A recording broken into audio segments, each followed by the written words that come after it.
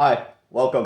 This is Suresh. Today I want to talk about my half marathon prep and the shoes that I want to use for the race. Why shoes are important?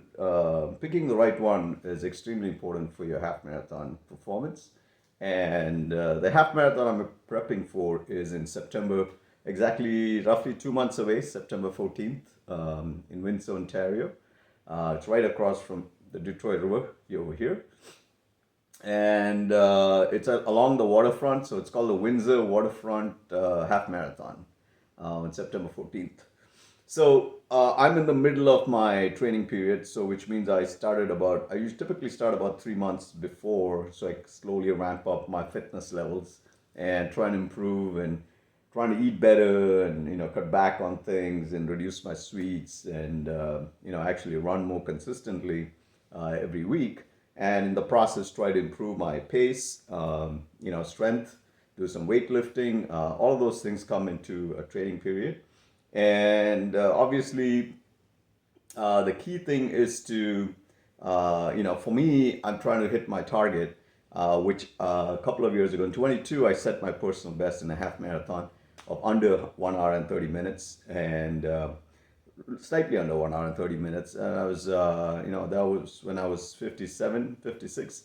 Right now I'm 59. I just turned 59. So it is a few years older. And every year it's a different challenge. And, you don't know how your body is going to perform. And all you can do is keep working at it. So in the process, in this whole process, it's the shoe selection is extremely important, because I used to have what you'd call regular shoes. My first really good marathon I ran in San Francisco, that was 2018. I used a regular shoe. It wasn't a super shoe, so to speak.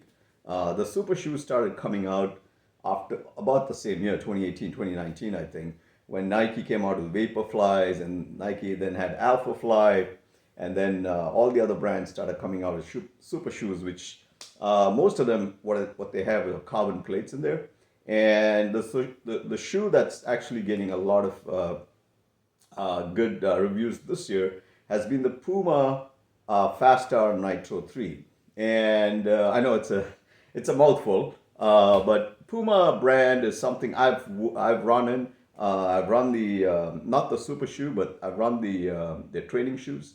DV8 Nitro is a very good shoe for training. DV8 Nitro Elite is also a really good shoe, light shoe for races.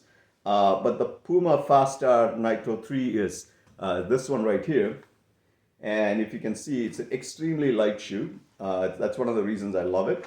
And you can see right here is your carbon plate. You can see there. And the way it's designed, the plate is designed in such a way that the foam presses on the plate in the front, and the plate helps it, helps the cushioning, but plate helps it bounce back too.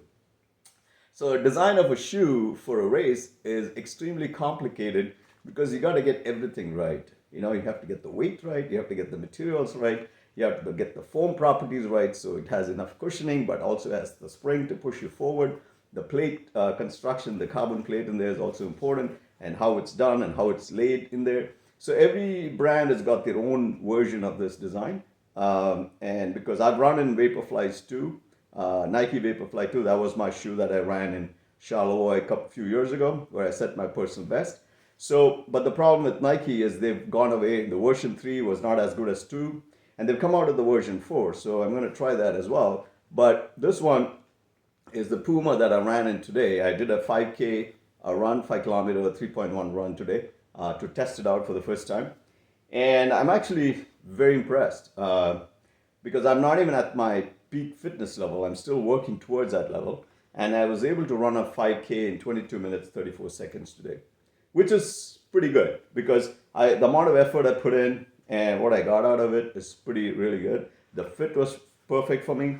The bounce, the response of the shoe is pretty cool. So I think right now my leading shoe for my half marathon is going to Puma.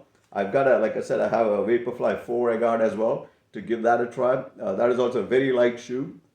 The design is supposed to be slightly better than Vaporfly 3, which came out last year, which didn't really work well for me. So the real question is, really what I'm trying to do is get down to my timings, make sure the shoe can help me run those times, right? And that's really ultimately the key. Can you run a fast half marathon, right? And can you meet my expectations, reduce my effort? Because I can't put in a lot more effort to get there because that'll be draining myself, right? So there's a lot of things going in calculation and trying to figure out the right shoes. But I'm glad this one works out today. And my first run looked great. So again, I just wanted to give you a review of Puma Fast R Nitro 3 and also just give you an idea that preparation for half marathons, especially when you're a 59-year-old, it is a bit probably different than a 25-year-old. And usually 25-year-olds can probably run a week and start run a half marathon.